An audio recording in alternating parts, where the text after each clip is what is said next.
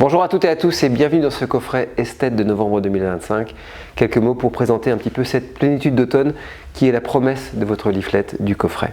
Je suis très heureux de pouvoir reprendre un petit peu la parole autour de cette cuvée de chez Duval-Leroy, le Clos des Bouvries, un concept œnoclimatique que j'avais découvert au début de cette histoire, parce que le domaine a initié un petit peu le schéma de cette idée d'un lieu, d'un millésime, millésimé chaque année avec un petit peu cette approche bourguignonne des lieux. En rouge, j'ai pensé évidemment à cette saisonnalité absolument exceptionnelle du mois de novembre avec les grands vins du Piémont. Tout le monde évidemment adore cette région et y va régulièrement pour déguster la truffe blanche, mais je voulais expliquer un petit peu dans ce leaflet, truffe blanche et Nebbiolo, c'est pas forcément un accord magique. Ce qui est important de souligner ici, c'est la dimension des grands vins de Barbaresco et surtout de ce jeune et brillant domaine Francesco Versio, petite propriété, quelques hectares uniquement. Alors dans le verre, le Clos des Bouvries, c'est un champagne d'automne, vous allez comprendre à la dégustation pourquoi, et particulièrement un petit peu dans cette dynamique particulière et intense que propose 2008.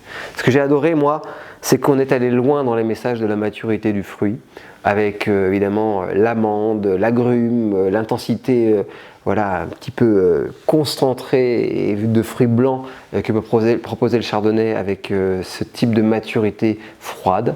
Et derrière, on a la vibration, l'éclat, la fraîcheur salivante d'un millésime qui a su garder de la tension, beaucoup de fraîcheur. C'est vraiment la signature de 2008. Le maître mot, c'est la discipline, les bulles bien posées, le sel très présent sur la langue, ces sensations un petit peu entre le fruit sec, l'automne, le petit champignon sous-jacent, les nuances un petit peu lactiques du chardonnay vont générer en fait une ambiance aromatique très automnale qui évidemment s'ira très bien au cèpe et à tout ce que vous pourrez imaginer comme préparation un peu automnale dans la saison.